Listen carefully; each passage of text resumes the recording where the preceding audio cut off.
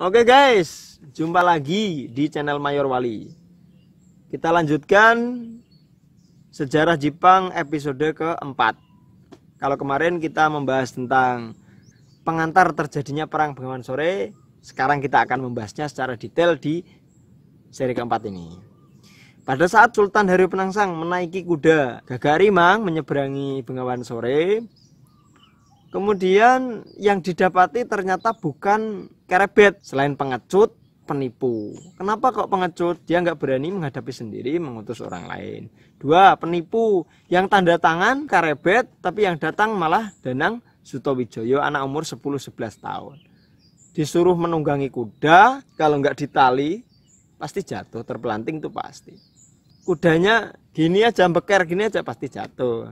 Tapi di cerita itu dibikin serem, seolah-olah Danang Sutawijaya sudah besar, kemudian menantang dan sebagainya. Tidak didampingi langsung oleh pemanahan, malah justru pemanahan dan orang-orang Selo sembunyi di belakang pepohonan, sedangkan anak kecil itu dipakai umpan di tepi sebelah barat Sungai Bengawan Sore.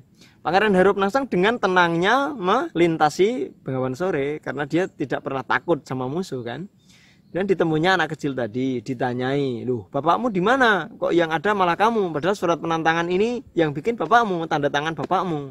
Terus anak kecil tadi takut, kemudian kudanya lari karena talinya ditarik oleh pemanahan dan Pangeran Haryo Penangsang diserang bertubi-tubi oleh pusaka-pusaka orang-orang Selo yang kurang lebih jumlahnya ada 200 orang.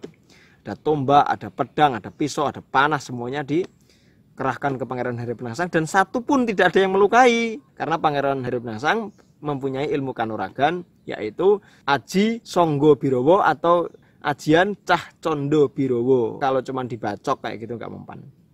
Sampai akhirnya kuda Sutawijaya tadi terkejar oleh Gagak Rimang, entah sengaja atau kebetulan kuda yang dinaiki oleh Danang Sutawijaya adalah perempuan, sehingga Gagak Rimang birahi kemudian mengejarnya. Dan kejadian itu menjadi cikal bakal terjadinya nama desa.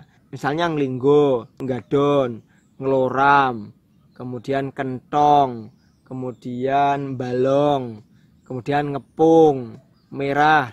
Itu awalnya yaitu kisah Pangeran Haryo Penangsang. Singkat cerita, karena larinya kuda Gagak Rimang juga sangat cepat, otomatis bisa menangkap Danang Sutawijaya. Dipegang, Pangeran Haryo Penangsang melompat, kemudian dibopong, digendong, diturunkan dari kuda. "Mas, kalau sekarang ya, kalau dulu ya, Ger, ayahmu di mana? Ini surat penantangan kok malah yang ngirimkan kamu." Pada saat bertanya seperti itu, sambil mengendap-endap, pemanahan mengambil keris Brongot Setan Kober, kemudian dicabut dan ditusukkan ke perut sebelah kirinya. Siapa gitu, terus cerok dan ditariklah ususnya ikut ketarik gitu. Kan kalau keris kan gini guys, ada look gitu ya.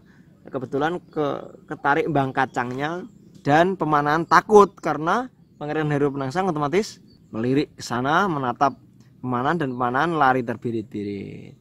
Selama ini ditutup-tutupi ya guys, seolah-olah yang menusuk kan Danang Sutawijaya, menusuk pakai tombak. Cerita original Jepangnya seperti itu. Kemudian pemanahan lari, si Danang Sutawijaya ini dibawa pulang ke Jepang. Sementara Pangeran Haryo Penangsang disembuhkan oleh Sunan Kudus.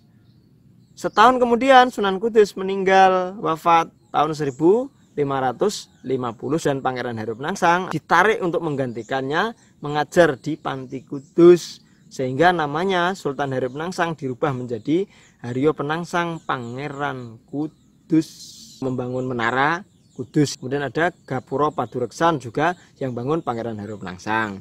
Dan ada lagi Masjid Haryo Penangsang juga ada di daerah Mejobo Kudus itu.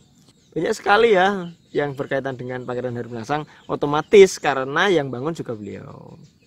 Untuk bagaimana yang terjadi sama Ki Panjawi dan Ki Jurumertani di sebelah timur, di daerah Judan, di konten selanjutnya. Jangan lupa yang belum subscribe, klik tombol merah subscribe dan lonceng di sebelahnya. Dan jangan lupa berikan apresiasi Anda dengan nge-like video ini serta bagikan ke seluruh media sosial Anda. Oh ya, bagi kalian yang menginginkan buku ini juga masih tersedia guys, buat cuci gudang saja ya. Nomor rekening saya sudah saya cantumkan di bawah. Harganya 100.000, paling kalau ongkos kirim ya 15 ribuan lah. Jangan melihat dari barangnya, tapi lihat dari isinya. Terima kasih. Sampai jumpa di seri berikutnya, Sejarah Jepang seri kelima. Salam Mayor Wali.